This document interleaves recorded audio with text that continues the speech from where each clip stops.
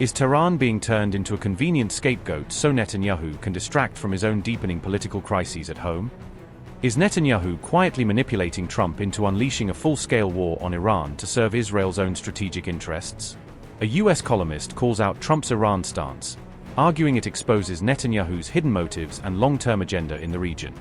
Is Netanyahu pushing for a US-Iran war to overshadow and deflect attention from Israel's controversial actions in the West Bank and Gaza? Several major US outlets are now openly questioning how far Benjamin Netanyahu's influence goes in shaping Donald Trump's Iran war strategy, and whether Israeli interests are being put ahead of America's own priorities.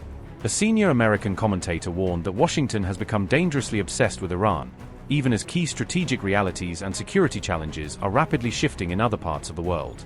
These remarks were made by veteran analyst Thomas Friedman in a sharply worded opinion piece for the New York Times, published on February 18 and widely discussed in US political circles.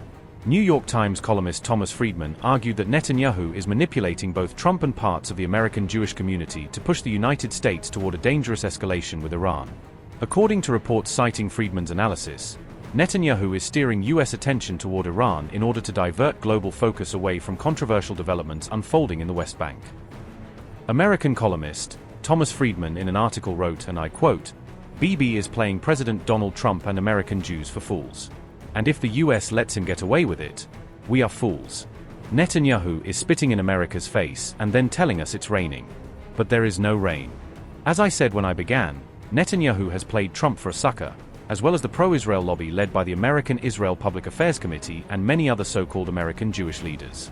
He has gotten them to focus on Iran and ignore the fact that everything he is doing in Gaza, in the West Bank and inside Israel will strain ties between the US and its major Middle East allies, including Egypt, Jordan, Saudi Arabia, the United Arab Emirates, Turkey, and Qatar.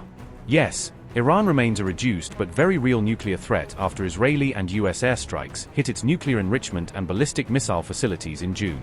It has already largely rebuilt its stock of ballistic missiles that could do real physical damage to Israel if war resumes. I take that very seriously.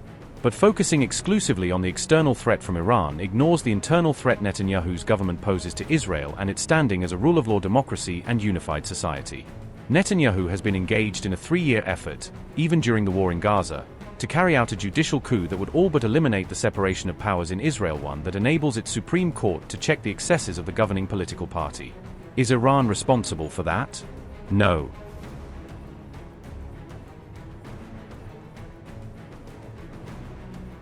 Citing former Israeli Prime Minister Ehud Olmert, Friedman described what he called a violent and criminal effort aimed at pushing Palestinians out of their communities, painting a stark picture of the realities unfolding on the ground.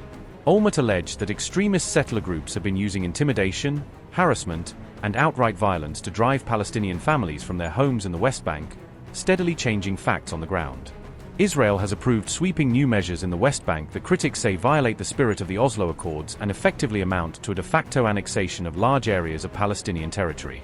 The policy, pushed by Ministers Bezalel Smotrich and Israel Katz, accelerates settlement expansion and land seizures, deepening Israeli control over occupied areas and tightening the grip on Palestinian land. Legal obstacles that once restricted settlers from purchasing or seizing Palestinian land have been lifted, clearing the way for faster expansion and making it easier to permanently alter ownership patterns.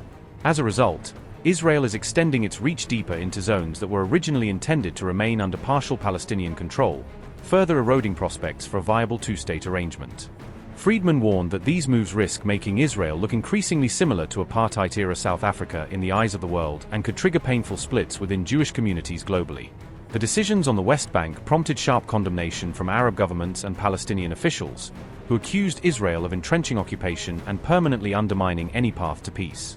All of these developments have unfolded against the backdrop of soaring tensions between Iran and the United States, creating a volatile regional environment where every move carries heightened risks.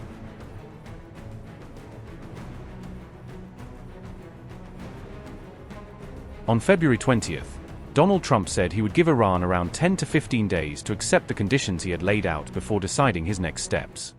Yeah, he said today on Iran, bad things will happen if Iran doesn't make really bad things. What will that? I'm not going to talk to you about that. Okay, can you explain though, what is the goal if there is a U.S. military Well, we're strike? going to make a deal, or we're going to get a deal one way or the other. But with a military strike, is it to wipe out their nuclear program? I'm not going to talk to you about that, but we're either going to get a deal or it's going to be unfortunate for them. And you said today 10 days. Have you given them a deadline firm to make a deal? I would think that would be enough time, 10, 15 days.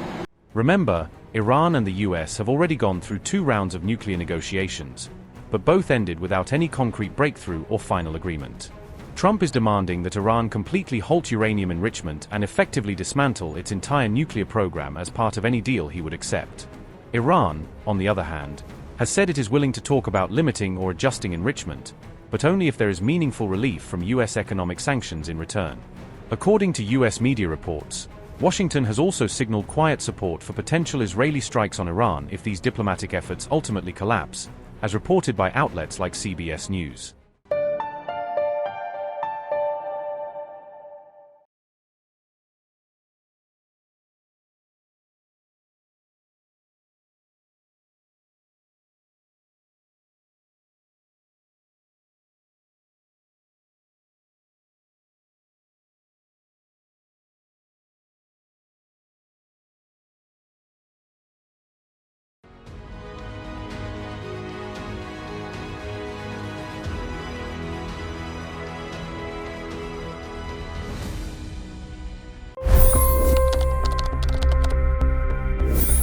$25 crore गरीब गरीबी को परास्त करके बाहर निकले।